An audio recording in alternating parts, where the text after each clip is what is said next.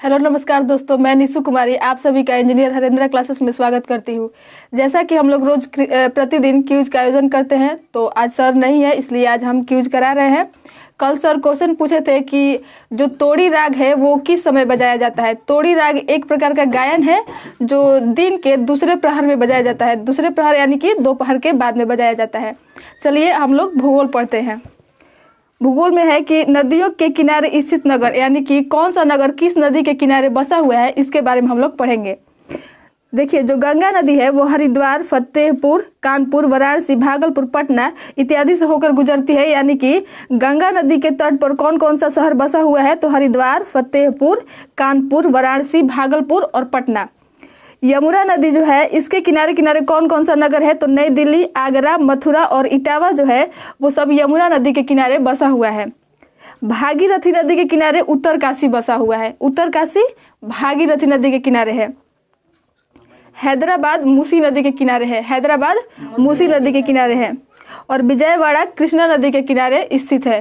कृष्णा नदी दक्षिण भारत की दूसरी सबसे लंबी नदी है और दक्षिण भारत की सबसे लंबी नदी गोदावरी नदी है। गोदावरी नदी के प्रमुख नगर, यानी कि गोदावरी नदी के तट पर कौन कौन सा नगर है, तो नांदेड़, नासिक और राजमुंद्री। राजमुंद्री आंध्र प्रदेश में है और तंबाकू अनुसंधान केंद्र राजमुंद्री आंध्र प्रदेश में ही है। श्रीनगर जो है वो झेलम नदी के किनारे है। श्रीनगर जो है वो झेलम नदी के किनारे स्थित है। और लेह जो है, लेह यानी कि लद्दाख की राजधानी जो है वो लेह है, वो सिंधु नदी के किनारे बसा हुआ है। सिंधु नदी के किनारे कौन सा बसा हुआ है, लेह। लुधियाना जो है वो सतलज नदी के किनारे बसा हुआ है। लुधियाना जो शहर है वो पंजाब में है और ये जो है वो सतलज नदी के किनारे बसा हुआ है। जो अहमदाबाद है और गांधीनगर है, ये दोनों नगर कहाँ है, तो गुजरात में है। यानी कि गांधीनगर और अहमदाबाद साबरमती नदी के किनारे स्थित है। ठीक है। लखनऊ जो है वो गोमती नदी के किनारे स्थित है। यानी कि लखनऊ जो शहर है वो गोमती नदी के किनारे स्थित है। लखनऊ को नवाबों का शहर कहा जाता है। नवाबों का शहर किसे कहा जाता है, लखनऊ को। सूरत और बैतूल, सूरत और बैतूल जो है वो ताप्ती नदी के किनारे स्थित है। सूरत जो है वो गुजरात में है। सूरत किस लिए प्रसिद्ध है, तो हीरो पर जो कश्तकारी होता है यानी कि डिजाइनिंग होता है उसके लिए सूरत फेमस है। जमशेदपुर किस नदी के किनारे स्थित है, तो स्वर्ण रेखा नदी के किनारे स्थित है। जमशेदपुर स्वर्ण रेखा नदी के किनारे स्थित है। जगदलपुर कहाँ स्थित है, तो इंद्रावती नदी के किनारे जगदलपुर स्थित है। जबलपुर जो स्थित है वो नर्मदा नदी के किनारे स्थित है। जो जबलपुर है वो नर्मदा नदी के किनारे स्थित है और जबलपुर में ही भेड़ाघाट स्थित है और धुआंधार जलप्रपात भी जबलपुर में है। जबलपुर जो है वो मध्य प्रदेश में है और मध्य प्रदेश का जो हाई कोर्ट है यानी कि उच्च न्यायालय है वो जबलपुर में है। और जो जबलपुर में जो हाई कोर्ट है उसका जो खंडपीठ है यानी कि और भी जो उसका खंडपीठ है वो है ग्वालियर में और इंदौर में। उज्जैन जो है वो क्षिप्रा नदी के किनारे स्थित है। उज्जैन जो है वो क्षिप्रा नदी के किनारे स्थित है। उज्जैन भी मध्य प्रदेश में ही है।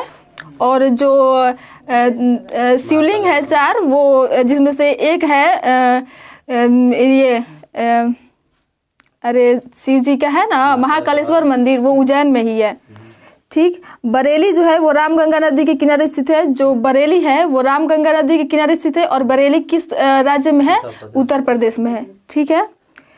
रामबाड़ा, गौरीकुंड और गुप्त काशी किस नदी के किनारे स्थित है, तो ये मंदाकिनी नदी के किनारे स्थित है। रामबाड़ा और गौरीकुंड, गुप्त काशी मंदाकिनी नदी के किनारे स्थित है। अयोध्या किस नदी के किनारे स्थित है, सरयू नदी के किनारे। अयोध्या सरयू नदी के किनारे स्थित है। और गोरखपुर जो है वो राप्ती नदी के किनारे स्थित है। गोरखपुर राप्ती नदी के किनारे स्थित है। गुवाहाटी और डिब्रूगढ़ किस नदी के किनारे स्थित है, ब्रह्मपुत्रा नदी के किनारे स्थित है। गुवाहाटी और डिब्रूगढ़ कहाँ है, तो ये असम में है और ये ब्रह्मपुत्रा नदी के किनारे स्थित है। ठीक है। ब्रह्मपुत्रा नदी की लंबाई कितनी है, 2900 किलोमीटर। ठीक है। और जो कोटा है वो किस नदी के किनारे स्थित है, चंबल नदी के किनारे। कोटा जो है वो राजस्थान में है और कोटा चंबल नदी के किनारे स्थित है। ठीक है। और जो कटक है वो किस नदी के किनारे स्थित है, महानदी के किनारे। ठीक है। कटक जो है वो उड़ीसा में है और महानदी के किनारे स्थित है। और कटक उड़ीसा में ही डॉक्टर सुभाष चंद्र बोस का जन्म हुआ था। और कब हुआ था, तो 23 जनवरी 1897 को हुआ था। किसका? तो डॉक्टर सुभाष चंद्र बोस का। कटक उड़ीसा में हुआ था। और महानदी के किनारे कटक स्थित है। और महानदी जो है वो भारत की सबसे बड़ी नदी है महानदी, ठीक है। और सबसे ऊंची नदी जो है वो टिहरी नदी है, जो कि उत्तराखंड में है। सबसे ऊंची नदी है टिहरी नदी। चलिए हम लोग आगे देखते हैं। गंगा नदी के किनारे सबसे बड़ा शहर कौन सा है? यानी कि जो सबसे बड़ा शहर है वो गंगा नदी के किनारे स्थित सबसे बड़ा शहर कौन सा है? तो कानपुर। कानपुर जो है वो सबसे बड़ा शहर है जो गंगा नदी के किनारे स्थित है। कानपुर है जो उत्तर प्रदेश में है। और कानपुर को उत्तर भारत का मैनचेस्टर कहा जाता है। उत्तर भारत का मैनचेस्टर कानपुर को कहा जाता है। यह उत्तर प्रदेश में स्थित है, ठीक है। अभी वर्तमान में भारत की सबसे ज़्यादा जनसंख्या उत्तर प्रदेश में ही है। यानी कि उत्तर प्रदेश राज्य में सर्वाधिक जनसंख्या है। और उत्तर प्रदेश की सबसे बड़ा जो जिला है वो कौन सा है? तो इलाहाबाद, यानी कि प्रयागराज। उसका नाम इलाहाबाद का अब नाम प्रयागराज हो गया है।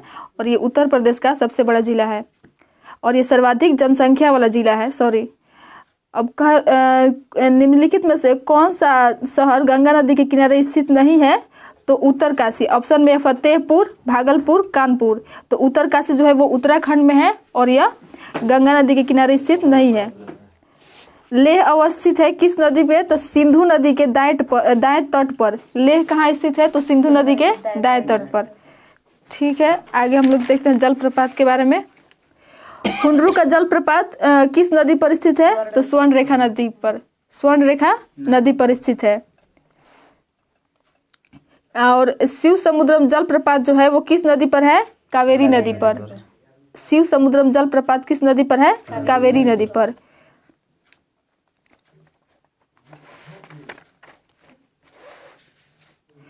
हुंडरू का जलप्रपात कहाँ है? तो झारखंड में है। और यह किस नदी पर है? स्वर्णरेखा नदी पर। और चचाई प्रपात कहाँ है? तो यह मध्य प्रदेश में है और यह बिहार नदी पर है। धुआंधार जलप्रपात कहाँ है? तो मध्य प्रदेश में नर्मदा नदी पर, ठीक है। और बूढ़ा घाघ जो जलप्रपात है वो झारखंड में है और बूढ़ा नदी पर है, ठीक है। कौन सा जलप्रपात नर्मदा नदी पर स्थित है? तो देखिए नर्मदा नदी पर जो है वो कपिल धारा है, दुग्ध धारा है और भेड़ाघाट। तीनों जलप्रपात जो स्थित है वो नर्मदा नदी पर स्थित है। और भेड़ाघाट और कपिल धारा, दुग्ध धारा कहाँ है? तो ये मध्य प्रदेश में स्थित है। भारत का सबसे बड़ा जलप्रपात यानी कि जोग प्रपात किस नदी पर है? तो शरावती नदी पर।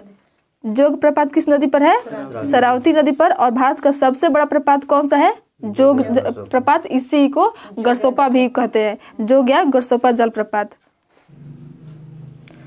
शिव समुद्रम जलप्रपात किस नदी पर स्थित है? तो कावेरी नदी पर। शिव समुद्रम जलप्रपात कावेरी नदी पर स्थित है। कावेरी नदी को दक्षिण की गंगा कहा जाता है। यानी कि दक्षिण की गंगा किसे कहा जाता है? कावेरी नदी को। और दक्षिणी गंगा किसे कहा जाता है? गोदावरी नदी को। और दक्षिणी गंगा गोदावरी नदी को की कावेरी यानी कि दक्षिण की गंगा कहेगा तो कावेरी नदी को। गोदावरी को वृद्ध गंगा भी कहा जाता है। और दक्षिण भारत की सबसे लंबी नदी गोदावरी नदी है, ठीक है। चुलिया प्रपात किस नदी पर है? चंबल नदी पर। चुलिया प्रपात चंबल नदी पर स्थित है। और जोग या गरसोपा जलप्रपात जो है वो शरावती नदी पर स्थित है। धुआंधार जलप्रपात किस नदी पर है? नर्मदा नदी पर। धुआंधार जलप्रपात मध्य प्रदेश में है और नर्मदा नदी पर है, ठीक है। स्वर्ण रेखा जो है हुंडरू का जलप्रपात जो है वो स्वर्ण रेखा नदी पर स्थित है, ठीक है। दसोंग है वो कांची नदी पर स्थित है। झारखंड का सबसे ऊंचा जलप्रपात कौन सा है? तो बूढ़ा घाघ जो जलप्रपात है वो बूढ़ा घाघ नदी पर स्थित है और यह झारखंड का सबसे ऊंचा जलप्रपात है, ठीक है। अमृतधारा जलप्रपात किस नदी पर स्थित है? तो हसदो नदी पर। अमृतधारा जलप्रपात किस नदी पर है? तो हसदो नदी पर। यह छत्तीसगढ़ राज्य में हसदेव नदी पर स्थित है। यह किस राज्य में है? छत्तीसगढ़ राज्य में हसदेव नदी पर स्थित है, ठीक है। यह छत्तीसगढ़ के कोरिया जिले में है, ठीक है, जहां प्रतिवर्ष महाशिवरात्रि के अवसर पर अमृतधारा महोत्सव का आयोजन भी किया जाता है, ठीक है। चित्रकूट जलप्रपात किस नदी पर स्थित है? तो इंद्रावती नदी पर। चित्रकूट जलप्रपात जो है वो इंद्रावती नदी पर स्थित है, ठीक है। और चित्रकूट जो जलप्रपात है वो कहाँ स्थित है? बस्तर में, यानी कि बस्तर जो जगह है वहीं पर चित्रकूट जलप्रपात स्थित है। जो गोवा में स्थित जलप्रपात कौन सा है? तो दूधसागर जलप्रपात, यानी कि दूधसागर जलप्रपात जो है वो गोवा में स्थित है। और मांडवी और जुआरी गोवा की दो प्रमुख नदियां हैं। गोवा की दो प्रमुख नदियां कौन सी है? मांडवी और जुआरी। गोवा जो है वो भारत का सबसे छोटा राज्य है, क्षेत्रफल की दृष्टि से सबसे छोटा राज्य गोवा। और उसका प्रति व्यक्ति या सबसे अधिक किस राज्य का है? गोवा का, यानी कि पर कैपिटा इनकम सबसे अधिक गोवा राज्य की है। ठीक, दूधसागर जलप्रपात पश्चिमी घाट में स्थित है। किस घाट? पश्चिमी घाट में स्थित है। यह गोवा और कर्नाटक की सीमा पर मांडवी नदी पर स्थित है। किस नदी पर स्थित है? मांडवी नदी पर स्थित है। भेड़ा घाट पर कौन सा प्रपात स्थित है? धुआंधार। धुआंधार जो जलप्रपात है वो भेड़ा घाट पर स्थित है। और भेड़ा घाट कहाँ है? मध्य प्रदेश में। ठीक है। भारत के किस जलप्रपात को लोकप्रिय रूप से नियाग्रा जलप्रपात के तौर पर जाना जाता है? भारत के किस जलप्रपात को लोकप्रिय रूप से नियाग्रा जलप्रपात के तौर पर जाना जाता है? तो चित्रकूट प्रपात को। चित्रकूट प्रपात को जो जलप्रपात है चित्रकूट, उसको लोकप्रिय रूप से नियाग्रा जलप्रपात के तौर पर जाना जाता है। और जो चित्रकूट जलप्रपात है वो इंद्रावती नदी के तट पर स्थित है, छत्तीसगढ़ में। छत्तीसगढ़ के बस्तर जिले में जगदलपुर के पास इंद्रावती नदी पर अवस्थित है। इसकी ऊंचाई कितनी है? 90 फीट, तथा इसे भारत का नियाग्रा प्रपात के रूप में भी जाना जाता है।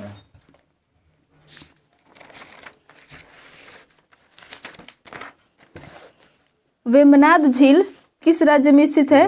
केरल में। वेम्बनाद झील जो है वो केरल में स्थित है। और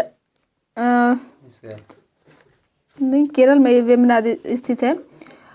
और लेगून झील कौन कौन सा है? तो देखिए, अष्टमुदी झील, चिल्का झील और पुलिकट झील जो है वो एक प्रकार का लेगून झील है। लेगून किसे कहते हैं? तो समुद्र से पृथक होकर तटीय क्षेत्रों में निर्मित छिछली खारे पानी की झीलें लेगून झील कहलाती है। यानी कि समुद्र तट से जो पानी अलग हो जाता है और छिछला तरीका से थोड़ा थोड़ा जमा हो जाता है, उसी को हम लोग कहते हैं लेगून। और जो अष्टमुदी झील है वो एक प्रकार का लेगून है। अष्टमुदी झील अष्टमुदी झील, चिल्का झील और पुलिकट झील जो है वो एक प्रकार का लेगून झील है। भारतवर्ष में खारे पानी की सबसे बड़ी झील कौन सी है? तो चिल्का झील। चिल्का झील कहाँ स्थित है? उड़ीसा में।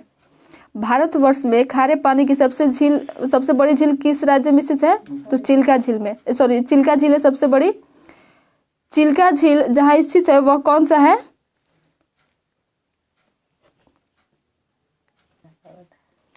चिल्का झील जहाँ स्थित है वह है तो उत्तरी सरकार तट। उत्तरी सरकार तट पर चिल्का झील स्थित है, यानी कि उड़ीसा में। उड़ीसा में यह महानदी पर स्थित है। महानदी के मुहाने के निकट स्थित खारे पानी की यह सबसे बड़ी लेगून झील है। ठीक, उड़ीसा तट को भौगोलिक दृष्टि से उत्तरी सरकार तट भी कहा जाता है। भारत के पूर्वी तट पर स्थित सबसे बड़ी लेगून झील कौन सी है? तो चिल्का झील। भारत के पूर्वी तट पर स्थित पूछ रहा है कि सबसे बड़ी लेगून झील कौन सी है? तो चिल्का झील, यह उड़ीसा में स्थित है। जो लोकटक झील है वो किस राज्य में है? मणिपुर में। और मणिपुर में एकमात्र तैरता हुआ राष्ट्रीय उद्यान है कौन सा? किबू लमजाओ। किबू लमजाओ जो राष्ट्रीय उद्यान है वो मणिपुर में है, जो भारत का एकमात्र तैरता हुआ राष्ट्रीय उद्यान है। पुलिकट जो झील है वो दो भारतीय राज्यों की साझेदारी वाली झील है। पुलिकट झील आंध्र प्रदेश और तमिलनाडु के सीमा पर स्थित है। श्रीहरिकोटा द्वीप इसे बंगाल की खाड़ी से अलग करता है। पुलिकट झील जो है वो दो राज्यों में है, आंध्र प्रदेश और तमिलनाडु की सीमा पर स्थित है पुलिकट झील। भारत के किस राज्य में फुलहर झील स्थित है? भारत के किस राज्य में फुलहर झील स्थित है? तो उत्तर प्रदेश में। फुलहर झील से गोमती नदी की उत्पत्ति हुई है। गोमती नदी की उत्पत्ति जो है हुई है वो फुलहर झील से हुई है। और फुलहर झील किस राज्य में है? उत्तर प्रदेश में। यह पीलीभीत जिले के मादो टांडा के पास स्थित है। वेम्बनाद झील किस राज्य में है? तो केरल में। और लोकटक झील मणिपुर में है। डल झील किस राज्य में है? जम्मू और कश्मीर में। और पुलिकट जो झील है वो आंध्र प्रदेश और तमिलनाडु की सीमा पर स्थित है। लोनार झील जो है वो महाराष्ट्र में है। लोनार झील किस राज्य में है? महाराष्ट्र में। और नक्की झील राजस्थान में है। कोलेरू झील आंध्र प्रदेश में है। और पुलिकट झील भी आंध्र प्रदेश और तमिलनाडु की सीमा पर, पुलिकट जो झील है वो आंध्र प्रदेश और तमिलनाडु की सीमा पर स्थित है। असम में कौन सा झील स्थित है? चापनाला झील। चापनाला जो झील है वो भारत के असम राज्य में स्थित है। असम की झीलों में चंदुबी झील, चपनाला झील, हाफलॉन्ग झील आदि प्रमुख है। यानी कि असम में और कौन कौन सा झील है? तो चंदुबी झील है, चपनाला झील है और हाफलॉन्ग झील भी असम में स्थित है। किसको रहस्यमय झील कहा जाता है? रहस्यमय झील किसको कहा जाता है? तो रूपकुंड झील को रहस्यमय झील कहा जाता है। रूपकुंड झील को रहस्यमय झील की संज्ञा दी जाती है। यह भारत के उत्तराखंड राज्य में स्थित एक हिम झील है। जो रूपकुंड झील है वो एक प्रकार का हिम झील है जो भारत के उत्तराखंड राज्य में स्थित है। उत्तराखंड राज्य में और एक जिम कॉर्बेट नेशनल पार्क है। जिम कॉर्बेट नेशनल पार्क है जो उत्तराखंड में ही स्थित है। फिलहाल इसका नाम अभी बदल कर क्या किया गया है? रामगंगा नेशनल पार्क, क्योंकि यह रामगंगा नदी के किनारे स्थित है। इसको पहले हेमिस राष्ट्रीय उद्यान के नाम से जाना जाता था, उसके बाद हेली नेशनल पार्क हो गया, उसके बाद रामगंगा हो गया। जम्मू कश्मीर में स्थित कौन सा झील है? यानी कि कौन सा झील जम्मू कश्मीर में अवस्थित है? तो अंचार झील। ठीक है, अंचार झील जम्मू और कश्मीर में स्थित है। अष्टमुदी झील किस राज्य में स्थित है? केरल में। पुलिकट झील तमिलनाडु में। पुलिकट झील तमिलनाडु में। और रूपकुंड झील किस राज्य में स्थित है? उत्तराखंड में। रूपकुंड झील को ही रहस्यमय झील कहा जाता है। सूरजकुंड किस राज्य में अवस्थित है झील? हरियाणा में। हरियाणा में एक और झील स्थित है बड़खल झील। बड़खल झील भी हरियाणा में स्थित है। बर्फ से ढकी झील घेपन किस राज्य में स्थित है? तो हिमाचल प्रदेश में। यानी कि जो घेपन झील है वो हिमाचल प्रदेश में है, जो बर्फ से ढका हुआ है। बर्फ से ढका हुआ झील है हिमाचल प्रदेश में। उसका नाम क्या है? ढकी झील। ढकी झील घेपन अवस्थित है। घेपन जलप्रपात जो है, झील जो है। कयाल क्या है? केरल के लैगून है। केरल स्थित लैगून झीलों को कयाल के नाम से संबोधित किया जाता है। यहाँ कई कयाल यानी कि लैगून पाए जाते हैं, जैसे पूनामाद कयाल, अष्टमुदी कयाल, वेमनाद कयाल। यानी कि जो कयाल है वो लैगून को ही कहा जाता है।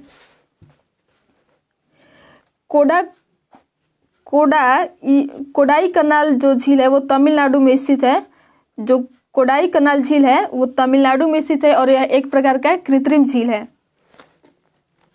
कोडाई कनाल झील ताजे पानी की एक मानव निर्मित झील है। यह झील तमिलनाडु के डिंडीगुल जिले के कोडाई कनाल शहर में स्थित है। साला झील किस राज्य में है? अरुणाचल प्रदेश में। साला झील अरुणाचल प्रदेश में स्थित है। बड़खल झील फरीदाबाद हरियाणा में स्थित है। बड़खल झील फरीदाबाद हरियाणा में।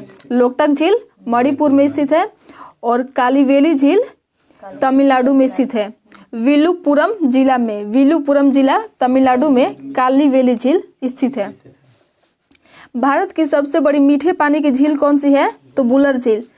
भारत की सबसे बड़ी मीठे पानी की झील कौन सी है? तो बुलर झील। यह भारत की सबसे बड़ी मीठे पानी की झील बुलर झील मानी जाती है। यह भारत के आयतन की दृष्टि से भारत की सबसे बड़ी मीठे पानी की झील है। ठीक है। मणिकर्ण झीलें जो ये गर्म झील है। मणिकर्ण जो झील है वो गर्म झील है और ये किस राज्य में स्थित है? तो हिमाचल प्रदेश में।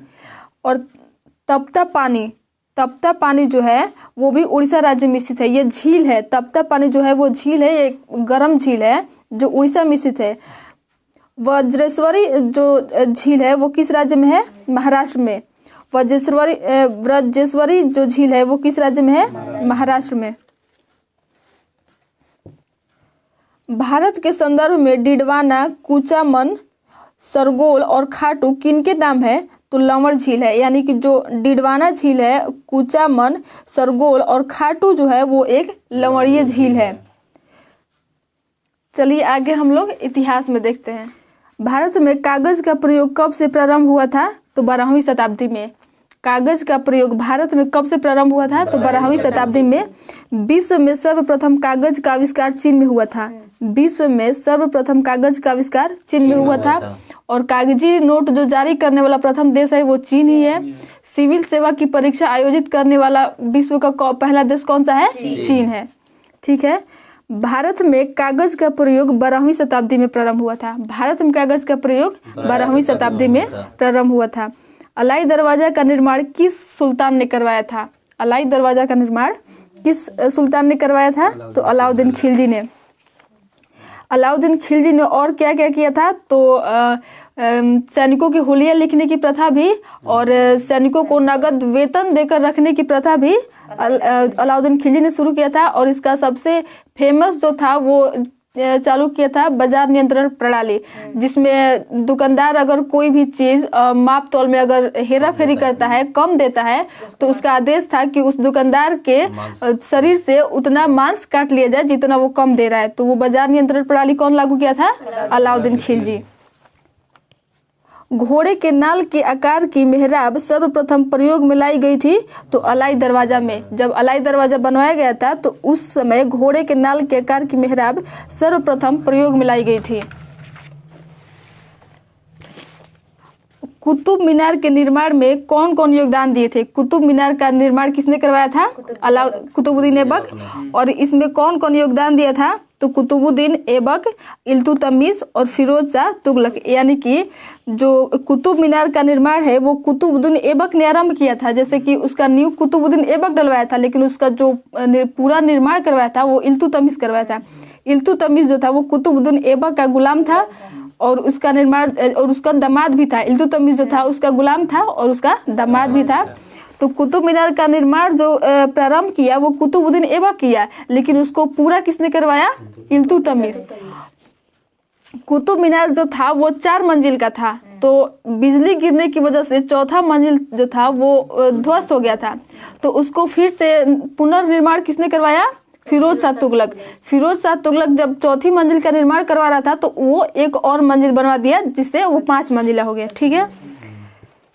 किस सुल्तान ने कुतुब मीनार की 5वीं मंजिल का निर्माण करवाया था? तो फिरोज शाह तुगलक। 5वीं मंजिल का निर्माण किसने करवाया था? फिरोज शाह तुगलक।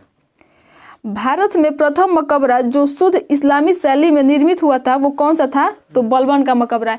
यानी कि जो बलबन का मकबरा था वो भारत में प्रथम ऐसा मकबरा था जो शुद्ध इस्लामी शैली में निर्मित था। शुद्ध इस्लामी शैली में निर्मित था बलबन का मकबरा। विश्व में विशुद्ध हिंदी इस्लामी शैली में निर्मित प्रथम मकबरा सुल्तान बलबन द्वारा नई दिल्ली में मेहरौली के समीप बनवाया गया स्वयं का मकबरा था। बलबन का ही मकबरा था। बलबन के मकबरे में सर्वप्रथम मेहराब का वास्तविक रूप दिखाई पड़ता है। जो बलबन का मकबरा है सर्वप्रथम मेहराब का वास्तविक रूप बलबन के मकबरा में ही दिखाई देता है। प्रथम वास्तविक मेहराब किस सल्तनत कालीन स्मारक में दृश्यतीत है? तो बलबन का मकबरा। प्रथम वास्तविक मेहराब किस सल्तनत स्मारक में दिखाई देता है? तो बलबन के मकबरा में। बलबन का मकबरा मेहरौली यानी कि नई दिल्ली में, मेहरौली जो है नई दिल्ली के मेहरौली के निकट में स्थित है। मकबरे का जो कक्ष है वो वर्गाकार है, यानी कि जो उसका रूम है वो कैसा है? वर्गाकार है। सर्वप्रथम इसी मकबरे में यानी कि बलबन के मकबरा में ही मेहराब का वास्तविक रूप दिखाई पड़ता है।